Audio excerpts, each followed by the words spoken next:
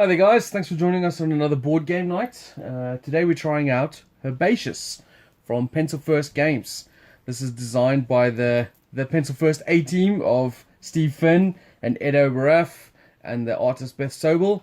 They've also got, as you may have you can't actually see it now that the camera's Herbaceous Sprouts on Kickstarter at the moment. We've done a little preview of that, so if you want to check it out, you can just follow the link below or check it out on the channel's video channels section. Right, so we're going to do a two-player little run-through of Herbaceous here, so you can see what that's like and see where Herbaceous Sprouts comes from. And with me to help is Carla. Hey, Carla. And myself, Jason. Right, so if you're not familiar, Herbaceous is about potting herbs. Each player will have 4 potting areas. I'm just going to bring that down so you can see. So we've got the glass jar over here. We've got some, well, you can see. They each have different requirements to pot in. So for example, this one, you need all the same herb. So you can only say, for instance, plant tarragon in there, or just rosemary, or just bay leaves, whatever. They don't like to mix. This one, you need pairs. So you could have, say, for instance, 2 bay leaves, 2 rosemary, and 2 tarragon. And this one, you need a mixture. This is where the party's happening. So here, you have one of each leaf, one of each herb into the little box compartments, and away she goes. And then this one's only for special herbs, and I'll come to that in a bit. But special herbs are basically ones with little victory points on the top.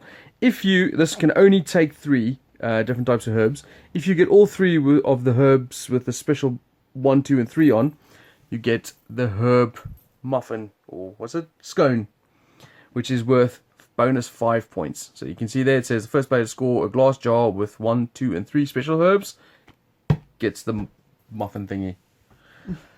Yeah. Right, so it's very simple. On your turn, you have 2 options, and it comes with a little handy little cheat sheet.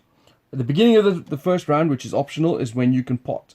That's when you can take herbs from your private garden and the communal garden and add it to one of these potted areas.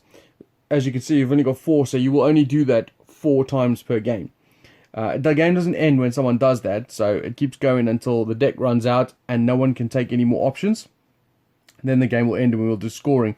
But you can only do each one of these once. So for example, if I choose to do only 4 of the different types of herbs, I will score 6 points and miss out on any opportunity to score more. But you'll see as the game progresses, you might not have an opportunity to score more. Once you've done your potting, or choose not to do potting, you then do the planting phase. This is mandatory. You must always do this. And what you do is you draw from this deck over here. You draw the top card, then choose to either put it into the communal pile or into your own private garden. Whichever one you don't choose, the next card you draw has to go into that one. So, for example, I could take this, put it into my private garden, then this one has to go into the personal garden, the communal garden. And we keep going back and forth like that until we're done. One of the most points is the winner. There's a couple of bonus points things which we'll get to towards the end, but that is pretty much that. So we're going to get started. We'll do a couple of rounds and then come back to you with the gameplay so you can see how it flows and what choices we have to make and that sort of thing. So see you in a bit.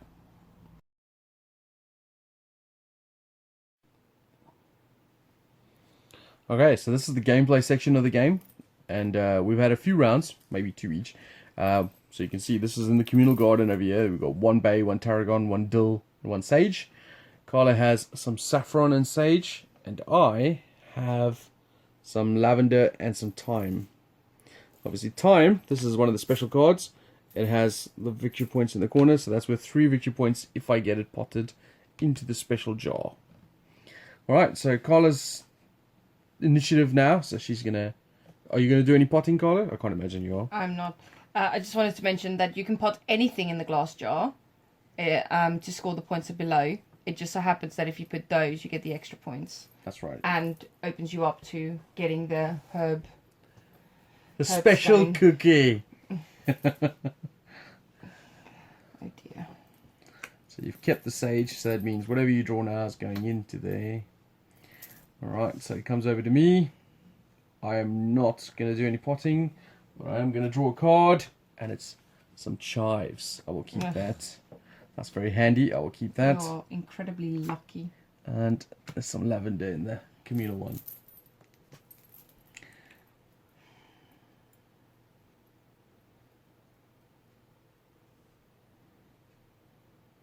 So when you take stuff, well, I suppose you got 2 saffron now, keeping it. Yeah, okay.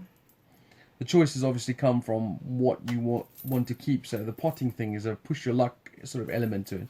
So for example, now it's my turn. I could, for example, pot these 3 into my glass jar. No problems. It'll get me the 6 points for having 3 cards in there and 5 more bonus points for the time and chive. But I could push my luck and try and get the 1 special herb, which will get me this bonus 5 points. But Carla knows that, and she could deny me that if it comes up. The other option I have now, which is what I'm currently looking at, is that 1 of each kind is quite available. I mean, there's 1, 2, 3, 4, 5, 6 different ones straight out there in the communal area. I could take 6 of those and score me 12 points. Done. But I feel, as a strategy, the one with the mixed cards is easier to complete towards the end of the game. So maybe I don't want to do that just yet. So I'm going to push my luck a bit more. And Carla might now see that and pot and just take the points on offer when it's there. So as you can see, I've drawn a sage. So I could put that there, but I could see Carla already has 2 sage. So she might be trying to gain the one where you have all the same. So I don't really want to put this in the communal area. So I'm going to put this in my personal garden. But whatever comes up now has to go into the... There you go. So over to Carla. She's not potting. She's not potting around. Ah. There's a tarragon there already. Where's that?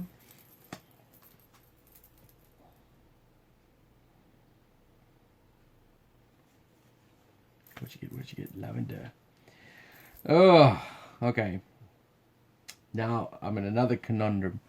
I've got a sage over here, and there's a sage there. And then there's 3 other 2s over here. So that's 4 pairs. 4 pairs is 8 cards, which is worth 14 points. I think I might take that. That's on offer. What do you think, Carla? Should I push my luck more? You should always push your luck. I really want to do 10 though. I don't like to... You know what? Screw it. I'm doing it now.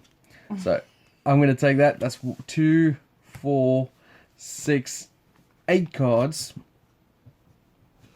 which are doing the pairs. Just for age's sake, I mean, the special herbs can't be potted anywhere else other than jars. So now I take the 8 cards. I've just done this pairs. They say you put it underneath like this, and then you have it lined up with the score you do. But that's easy to knock around, and I don't really like it. So what I do is I put it covering the ones I've already scored. So it looks like this. So I've got 8 cards in there, scoring 14 points at the end of the game. But my turn is not over. I've just done my optional potting turn. So now I do a planting. I've got a rosemary. I think I'll keep... Ooh, but yeah, I'm going to keep the rosemary, which means a dill comes into the communal. And when you do potting as well, you have to use the majority of what you can from yours. So you choose a potting area. So for example, if I'm using all the same ones, I can't just take all the same from there and leave the ones I left behind in mine. But you can try and manipulate it so that you leave your herbs alone. You done? Mm-hmm. So that you can score them at the end of the game. Yeah, oh, that's annoying. I already have chives, so this is not useful to me. But if I put it in the community, it's obviously available to Carla. But I'm going to put it there. I don't want it. I already got one. Which means I get sage. Sage advice. I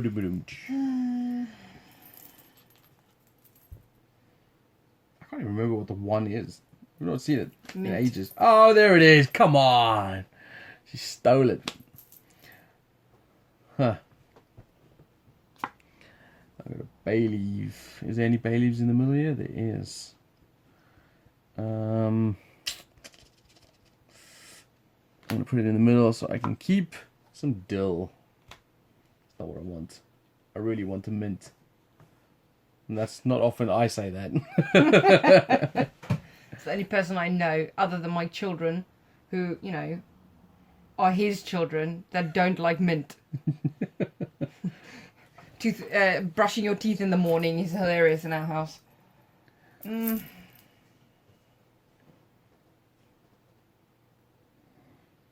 thinking of potting? Yeah, but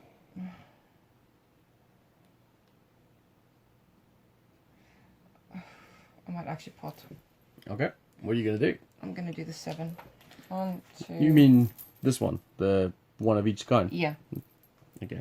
So what she does is she can take 7 different plants and pot them. 5, 6, 7, which is 14 points. 40 points. That means you're level on points with me now. Because I got my pairs at 14 points. You get to do your thing as well. Oh yeah. I mean, it's not I get to do, I have to do. I don't want to do. What did you keep, saffron? No, I'm not going to keep saffron. If you get another mint, I'm going to be screwing. Alright. I'm not going to pot. I'm going to go straight into some rosemary. Rosemary's baby. I'm not going to keep that. I'm going to stick that there to get some tarragon. Over to you. This is obviously has very reminiscent of Steve Finn's most popular game, which is Biblios. You'll recognize it from this, what we're doing here, where you draw one card at a time and then choose where it goes. I've not played Biblios in a while. I might actually ask Martin to bring that on Saturday. Ooh, double rosemary in the... I'm not going to pot yet. Come on, mint. Ugh, another friggin' chive. I don't want that. But I get a saffron. Right, you'll go. In more players, this obviously you have in a 2-player game we've taken out 24 cards. The more players you have, the less cards you take out.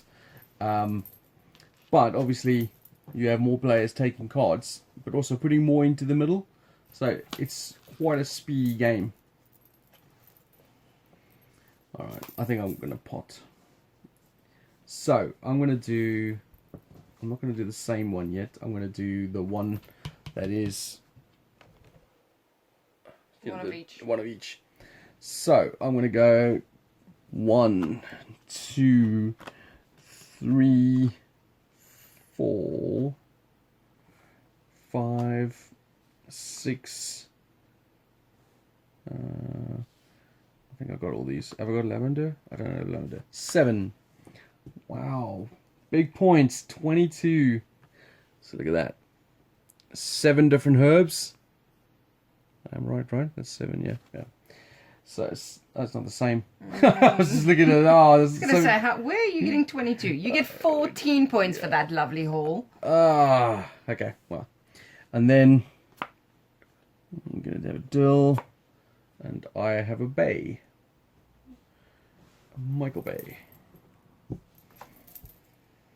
So the only ones I got left to pot is obviously the Sum of a Kind and the special one. I'm just holding out for mint. Carla's already potentially have the only mint because the others could be in the deck that we've taken out. And what have I got the most of?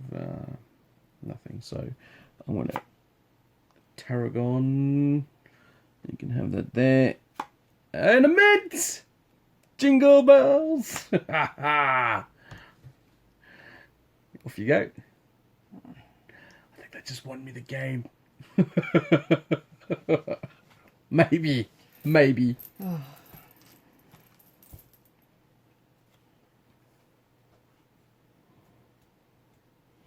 Now I'm going to become insufferable.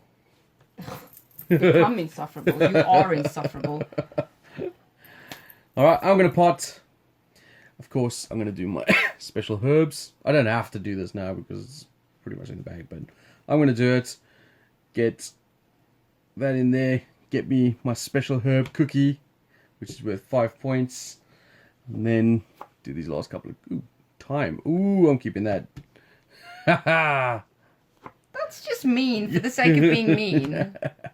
It's a winning strategy, babe. How is it a winning strategy? You've already got that. Yeah, but I'm not going to give you this for 3 points. That's 3 points I'm just throwing away. Alright, so the deck has run out, which means now we just continue until someone can't take a turn anymore.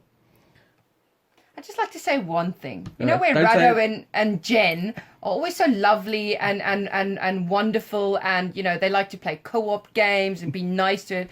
Jason likes to pick on people. And then he becomes so insufferable that when you finally do beat him, which, you know, happens often in this house, it really gives you that, you know, that lovely, sweet sensation of revenge. Yeah. The dynamic in our house is different. Yeah. That's because I make them more interesting that way. No. So you don't have to, obviously you can still do pot, but there's no planting phase.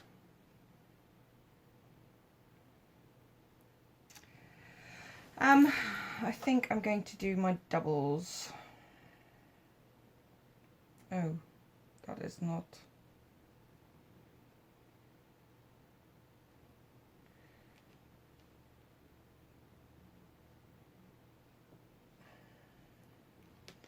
So there's 1, 2.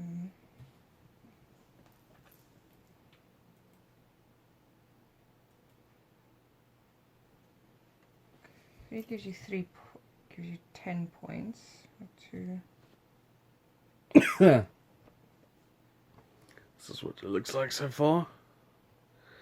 I've just stopped Carla from getting the only last 3 time points.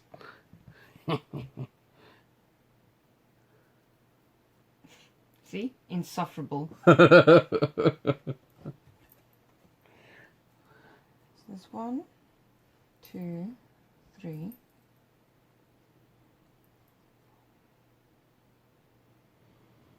Yeah, okay. I'm gonna... So, first of all, I'm gonna take that and that. Marry that. That. Is that better? That's fine.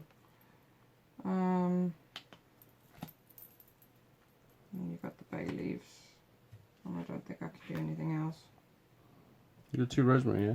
Oh, no rosemary. Right, so that's 1, 2, 3, 4, 5 sets. 10 cards. 10 cards. That's 16 points. That's more than you got. You got more than me on that one. So it's interesting. Right, so it comes over to me. As you can see, there's not really much left in the communal gardens. Carla cleared it out.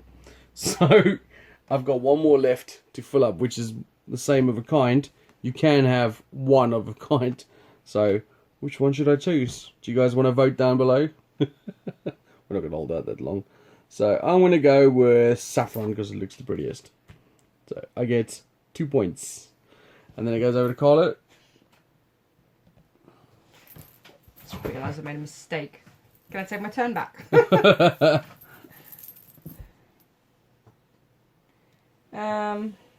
You also get a point for each unpotted plant left in your garden. And well, I am going to... I'll put the saffron with it. No, I'll put the lavender with it. Mint, chive and lavender. Okay. And then I'm going to pass. I think you get the general idea. We'll come back to you in a minute with our verdict and who won. It's going to be me.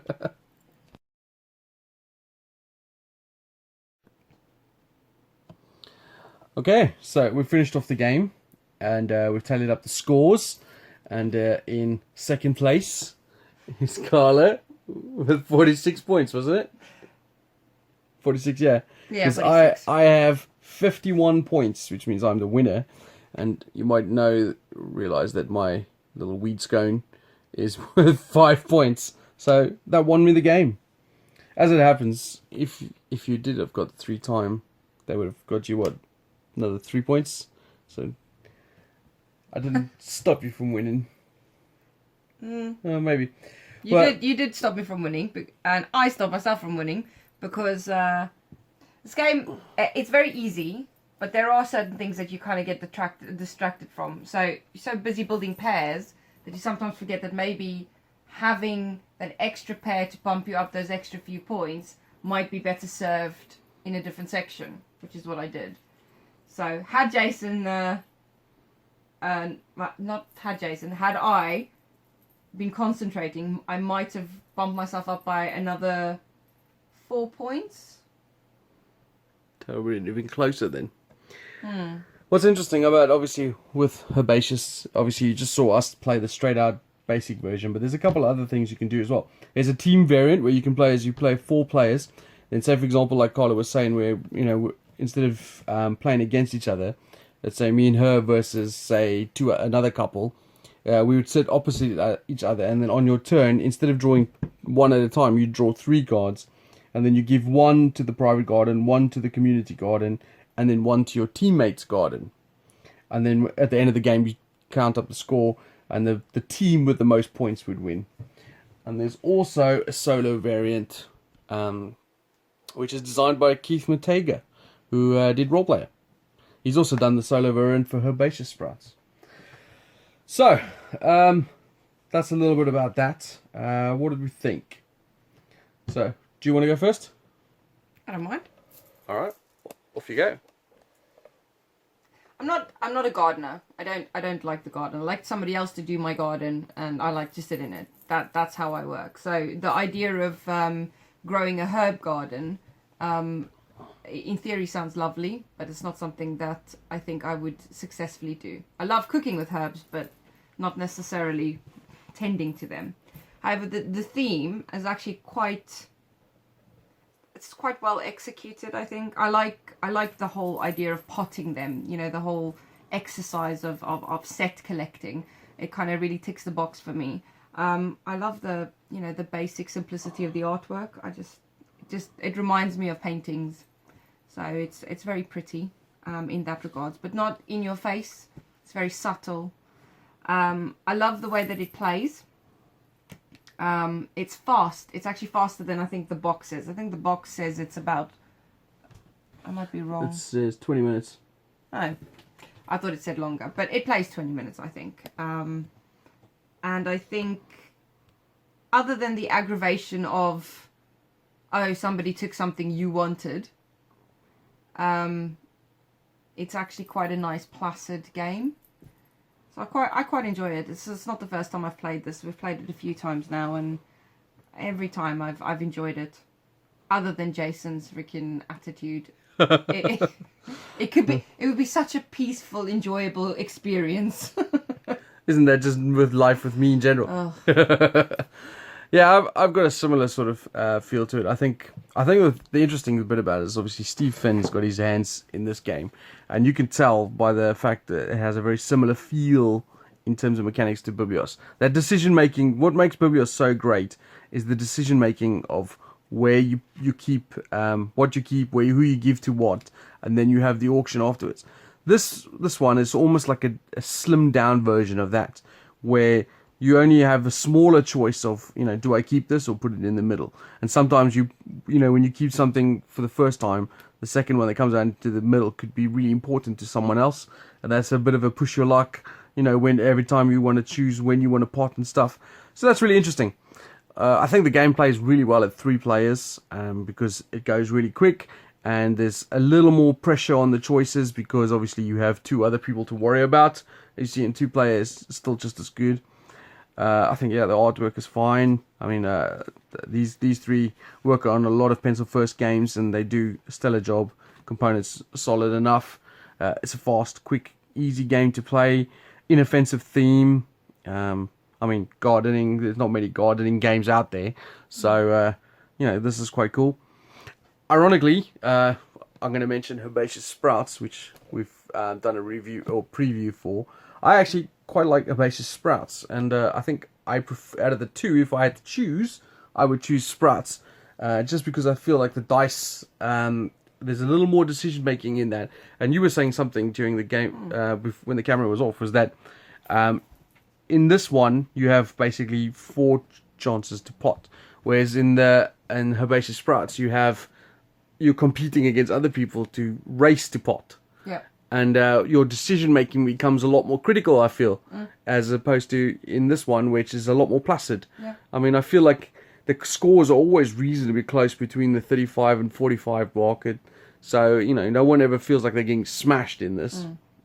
I also feel like looking at the difference between Herbaceous and Herbaceous Sprouts, if you were to look at how games come out, when you get that second edition or a variant or something that is closely related, like these 2 games are, generally you'll find people would pick the one or the other. Now, I guess if this is not 100% your cup of tea, you might pick the one or the other.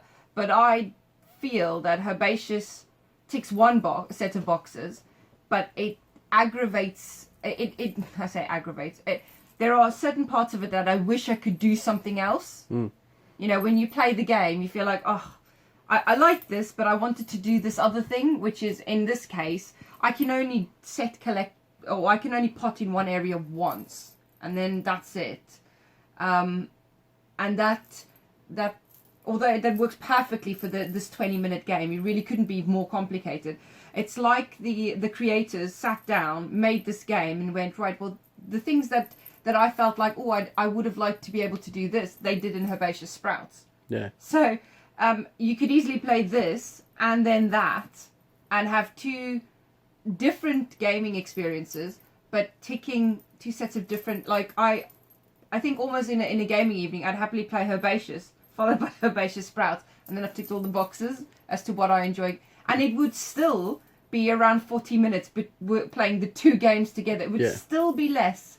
Well, it's definitely both under an hour, depending on how many players you play. Easily. Yeah. Well, at least for 2 players, it will definitely be under an hour. There is that kind of aspect of procrastination, like, oh, do I want to take that? Don't I want to take that? That, you know, if you've got somebody that like suffers badly from, you know, Stephen.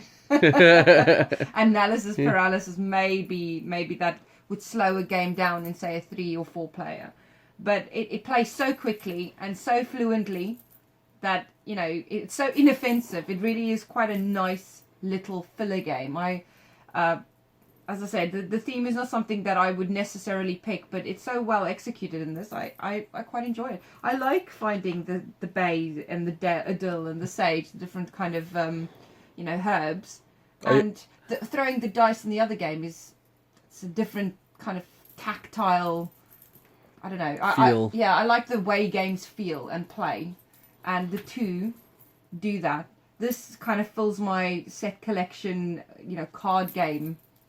You know, my old Magic the Gathering kind of habit. It's interesting. I'm a massive fan of Biblios, as I've mentioned it a couple of times in this review.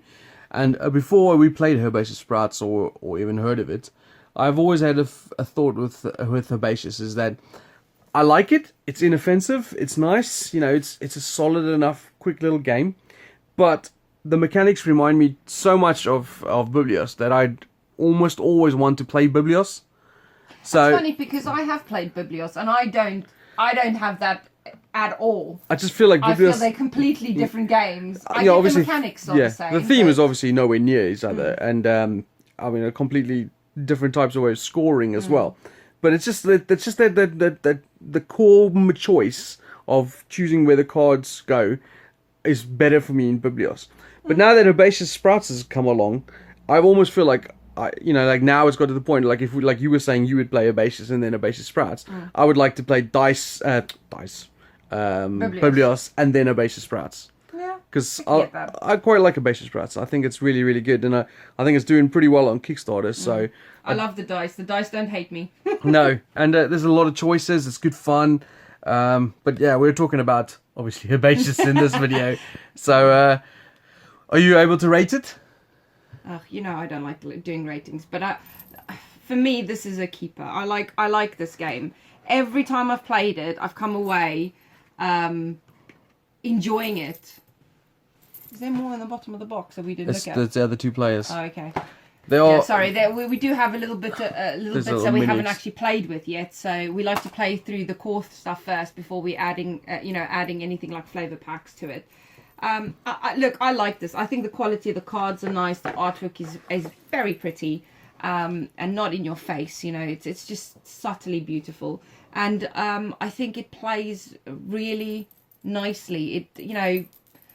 I can sit down and set up this game so super quickly, have a good 20 minutes of fun, go do something else, come back and play it again if I wanted to. The other thing It we has haven't that mentioned is feel. it's very comfortable with families, whether it be Easily. kids or older adults who don't often play games. In fact, I played this with my now 6-year-old, but he was 5 when he played this, and he comfortably played this. In fact, I felt like there was quite a lot to be said about them focusing on the set collection part of it is just intricate enough for a little person, once they start understanding what they need to do, to actually have to concentrate. It's good for their development.